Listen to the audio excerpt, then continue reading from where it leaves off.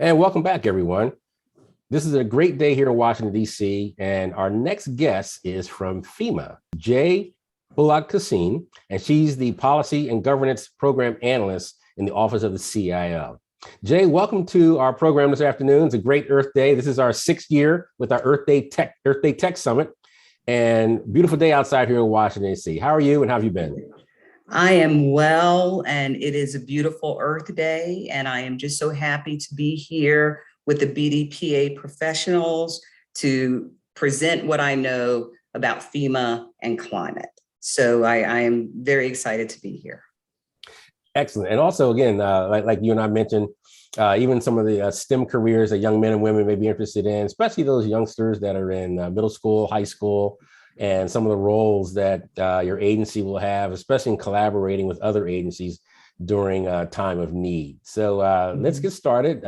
Let us know what you look forward to. All right. So I'm going to go ahead and present my slides here. In keeping with your BDPA Earth Day theme of Cyber Earth and the climate crisis, I would like to outline some of FEMA's, the Federal Emergency Management Agency's, efforts to address the existential threats the climate crisis poses to our nation.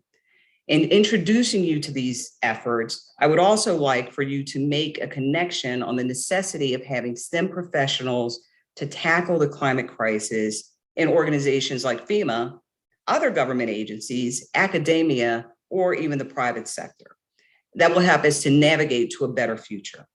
I will use FEMA's efforts as an example of the strategic vision, goals, and efforts underway. As young burgeoning STEM professionals, use this information to help identify types of skills, education, and experiences you need to effectively participate. So when the opportunities present, you will be prepared. So I like to start with a little introduction, who I am and a little bit about my journey. I joined FEMA in 2017 because I believed in its mission to help people before, during, and after disasters. After I retired from the Air Force, I wanted to work with underserved communities suffering from environmental stressors caused by climate change. While I had lots of skills and experience working with people during my Air Force career, I did not have a background in environment or public policy. So I enrolled in and obtained a Master of Science degree from George Mason University in public policy with an environmental focus.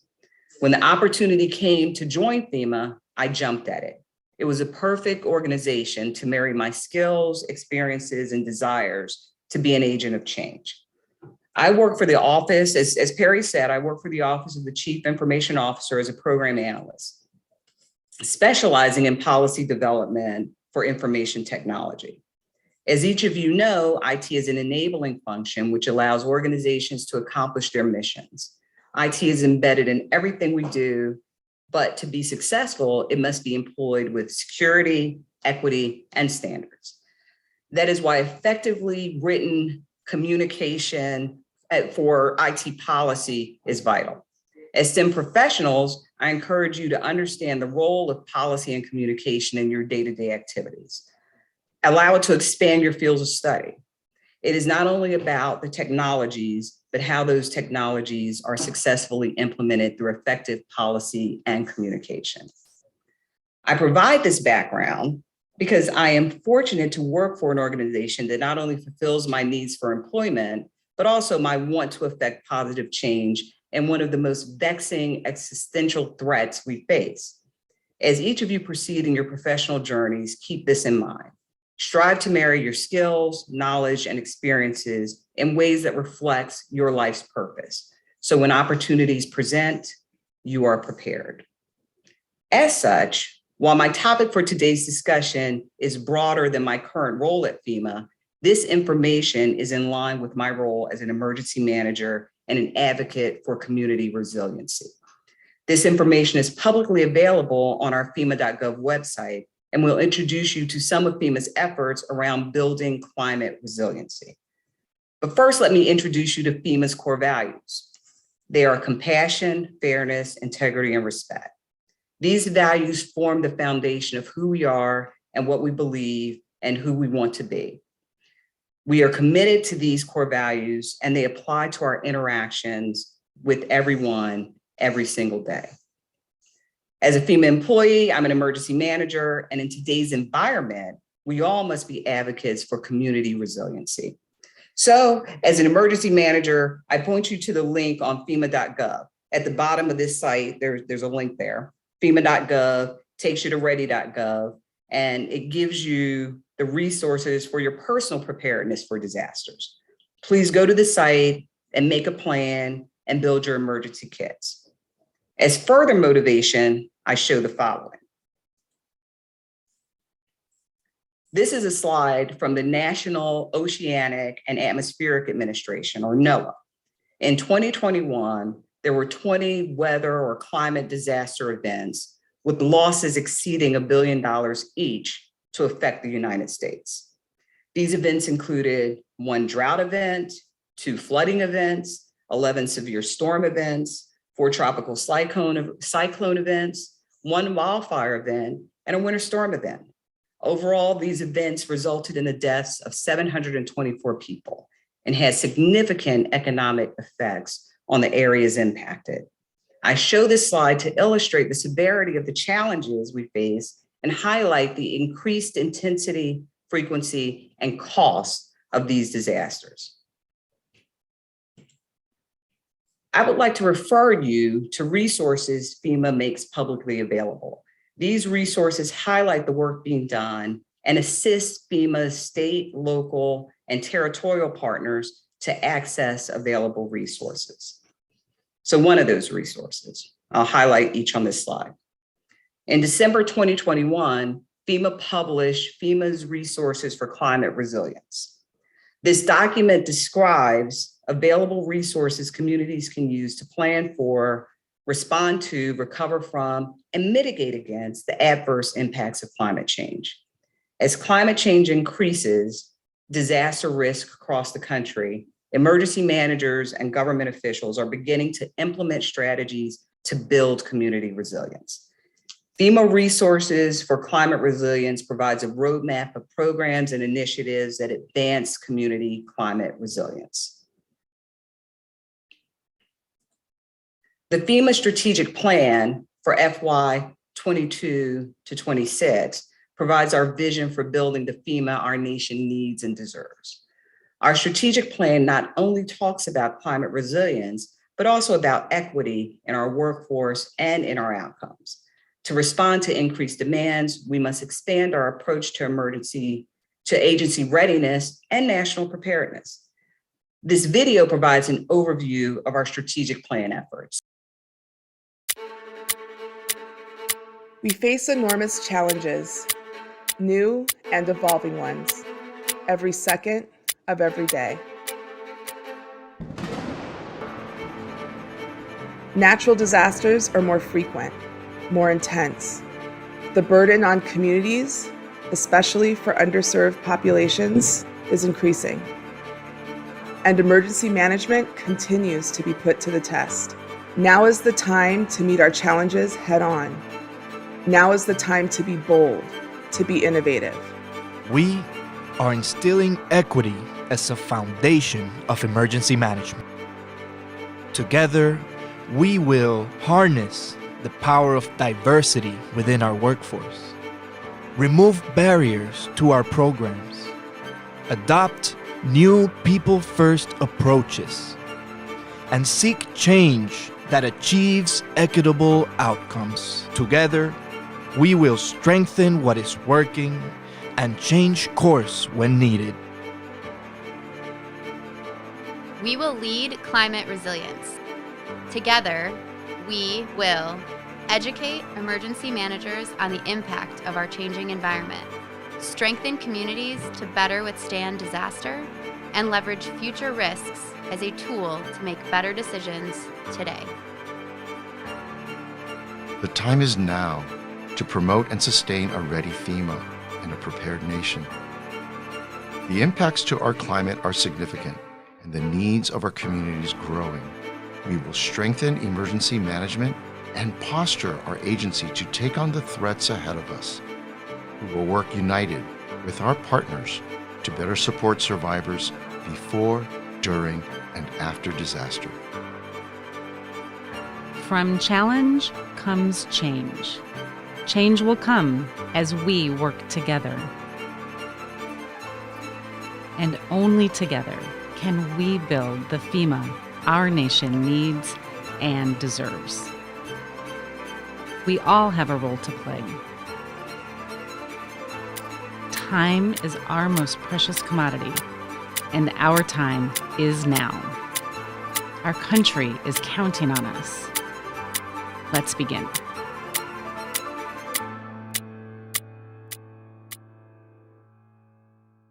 And we'll be right back after these messages. Now, when any department goes out into the community, we're able to hear the positive responses. And that is a great feeling to know that what we're doing is affecting and impacting the community. In the past, we've heard negative responses about the city being unclean, there's a lot of trash on the ground, or the police, we never see them. It was important for our residents to feel as though that government was going to be responsive. People were relying on a 9 to 5 being able to contact about any issues that they had. We put together a very innovative app that gave our residents access. IBM assisted the City of Sea Pleasant to incorporate Watson into the My Sea Pleasant app.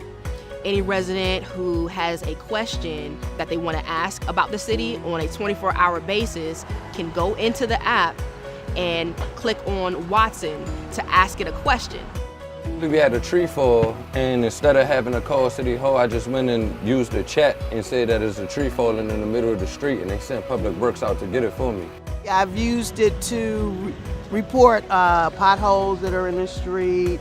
I've used it to see what's going on in the city. No matter where our Public Works director is, no matter where our employees are, they're able to log in because it is on IBM Cloud and get the service request in real time and respond, in a quick and efficient manner. It allows them to get to us sooner. On a weekend doesn't matter because it comes through, I'm gonna get it. So I love it. I don't see how we ever did without it.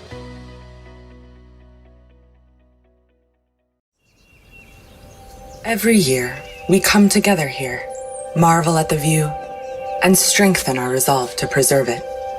This year, we arrive again. Our ambitions are bigger because our obligations are too large to measure, and our opportunities too substantial to squander.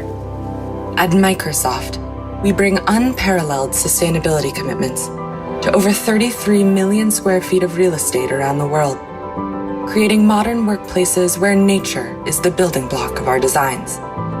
Because thinking sustainably, building sustainably, living sustainably, and working sustainably is in our nature. So this year, let's commit ourselves to making Earth Day every day.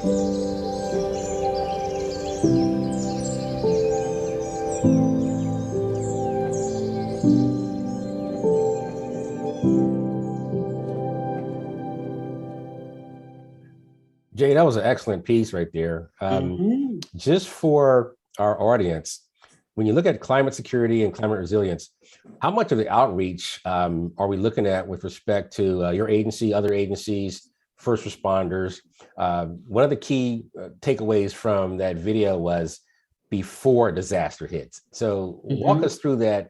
What are some of the outreach challenges that you see, both from the federal, state, and local side, and how can we help? We as citizens, the last mile, how can we help where our communities are? Well, the way I've structured the next several slides, I'm going to talk about some of those resources that FEMA makes available on that website. Again, we talk about building a resilient nation, building resiliency one individual at a time. And it starts with making sure people have the right information to make the right decisions. When disaster hits, you can count on us.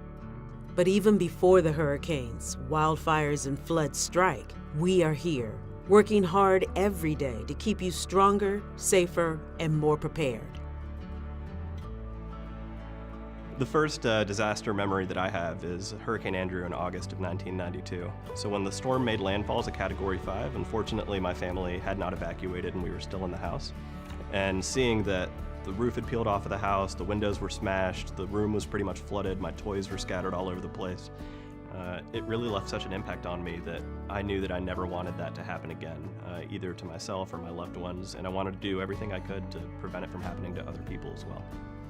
So when we're social listening, it's a process that gives us a first-hand view into all the problems that disaster survivors have. They're talking about everything they've lost and everything that it's cost them, both personally and financially. And that takes an emotional toll on the people that are doing the listening. But there's a silver lining in that we can actually take that information that we gathered through that process and then use it to empower the people that are responding to get those resources and help that they need to the people that need it most. I'm Gabe Lugo, I'm a public affairs specialist, and I am FEMA. For environmental historic preservation, we work with different program areas for disaster preparedness, hazard mitigation, emergency preparedness, and we make sure that our projects comply with historic preservation, environmental laws, executive orders, and regulations. We are making sure that the environment is protected and our resources are protected as well. The greatest sense of accomplishment for me as a regional environmental officer would be returning to a community that we assisted in the elevation of homes or the rebuilding of a bridge and seeing those projects completed, that FEMA was able to assist this community in becoming whole again. I am Stephanie Everfield. I'm a regional environmental officer, and I am FEMA. When you first get to FEMA as an IT person, you think you're strictly doing computers, but you might be doing audiovisual, but it all depends on what's needed to complete the mission, and the mission is to support the survivors. We have the ability to bring communications to where there is no electricity, there is no internet or anything of that nature. We have the ability to provide support for that. We allow the PA people, public assistance people, that talk to the states to get states back on their feet. That's what we work with. Information technology, IT, is a critical link, but within FEMA, it's a critical link before, during, and after national emergencies and disasters. I am Lark McCants. I'm a senior IT specialist, and I am FEMA. Fire and emergency medical services are about before, during, and after. They are the pinning point within a community. We're here to train, educate, and continue their professional development so that they can better serve their communities for all hazards, not just fire. There are communities all over the country that may not have parks and rec, they may not have other services, but they have a fire department. They have emergency responders that are attached to their community. And being able to share that knowledge and information throughout FEMA, I think, helps should FEMA ever have to enter a community. Those relationships are the basis for getting the job done. I am Tanya L. Hoover, Deputy Fire Administrator, and I am FEMA. I'm a disability integration specialist, so I help everyone inside of FEMA, all the employees, serve people with disabilities the best way possible. One of the great things about FEMA is they've really sought, to increase knowledge, so they've come to me and say, hey, what kind of trainings can we offer? So what gives me my greatest satisfaction working at FEMA is that I get to do great things. I get to help people get the support that they need after one of the most horrible times in their lives. At FEMA, I get to be part of the solution. I'm Ed Ahern.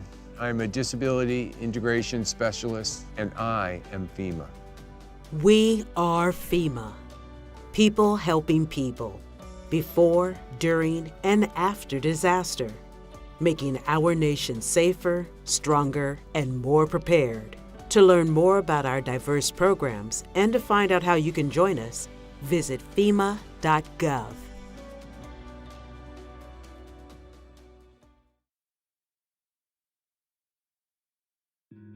We moved to Washington, North Carolina because we wanted to move out of the Washington, D.C. metro area, just kind of trying to set up for retirement. So we purchased the house in January of 2018, and then we moved in the summer of 2018. And then within 3 months, we were dealing with a storm, Hurricane Florence. So as the storm approached, started to grow in strength, my wife and I both were concerned. We did choose to leave and went up to Richmond to stay with some family members.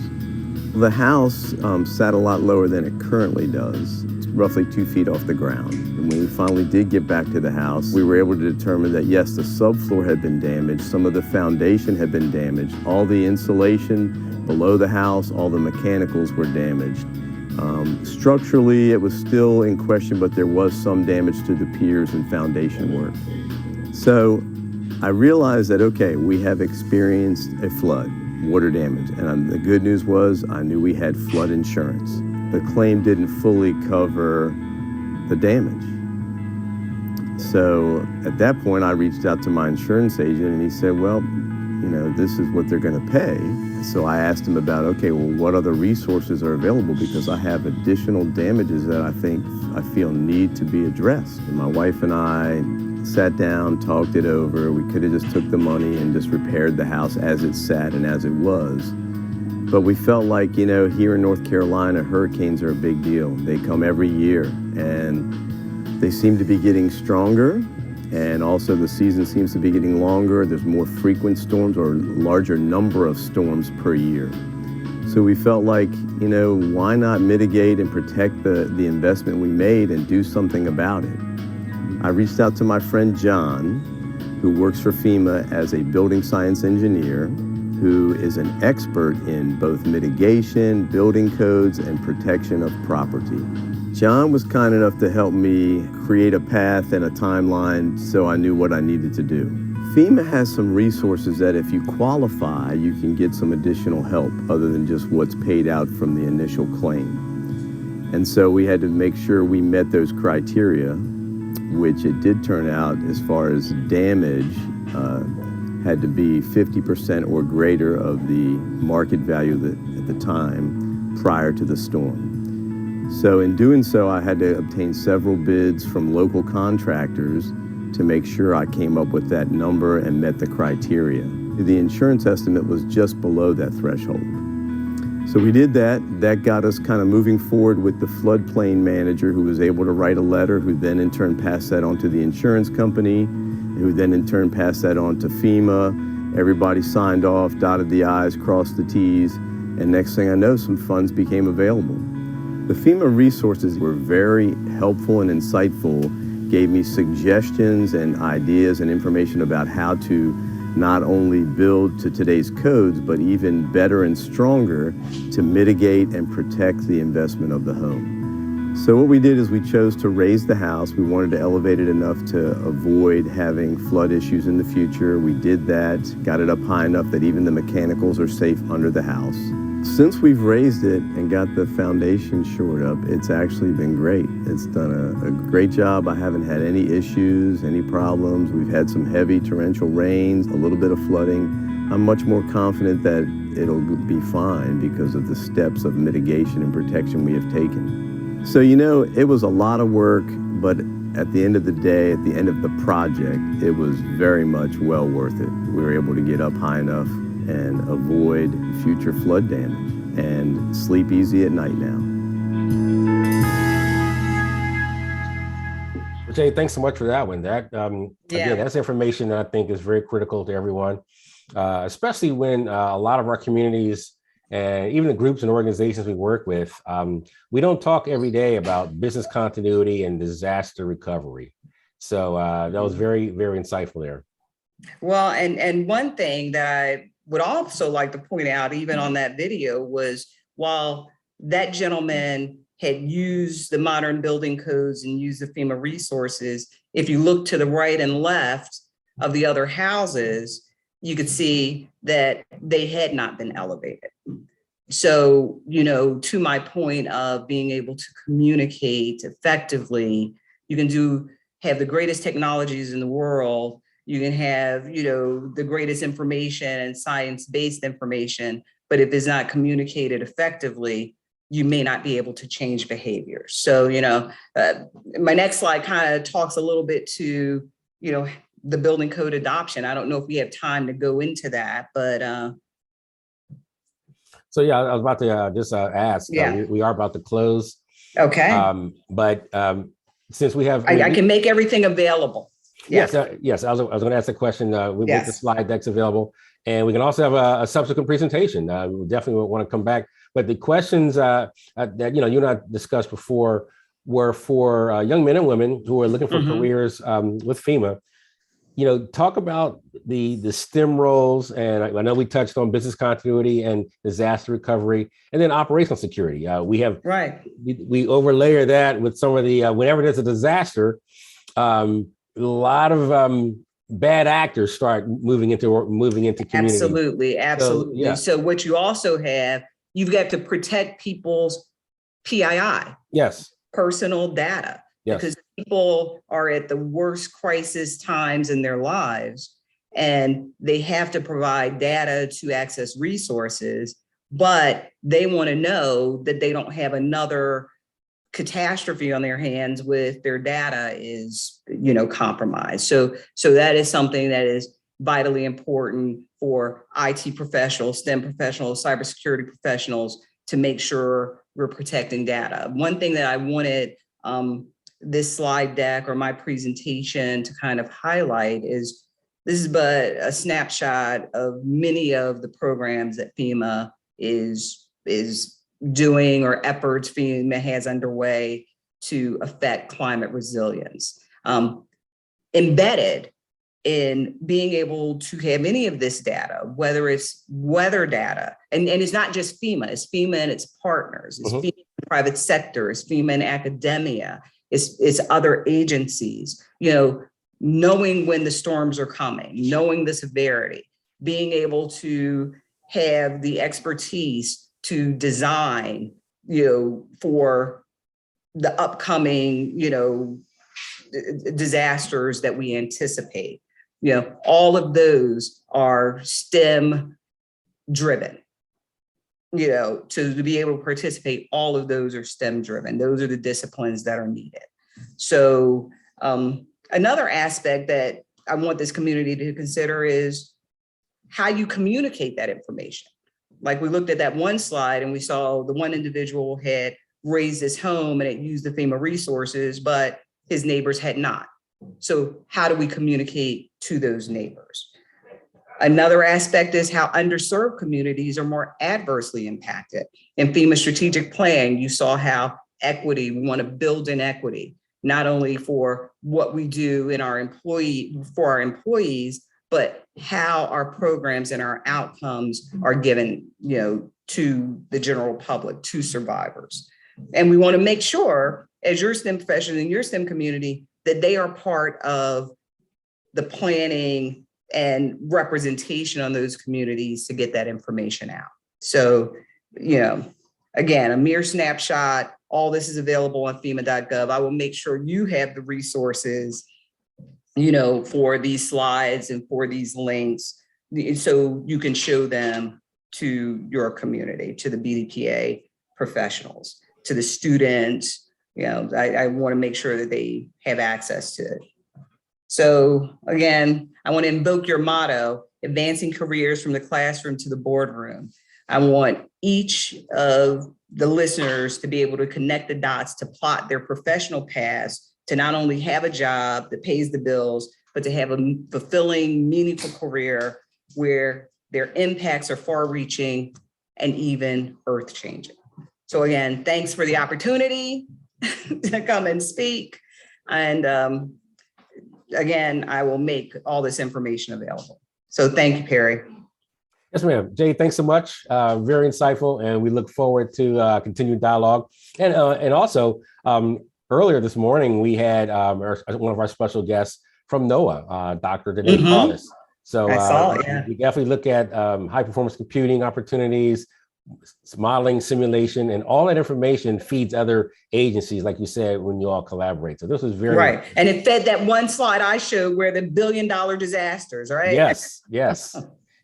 So, and as your audience, found out this morning, well, most people already know, but hurricane season starts June 1st, but we've had stranger weather events all year long. So again, we want to make sure that people are aware of the services that your agency provides. Again, thanks so much. FEMA.gov, ready.gov. Yes. We will have that on. Yes.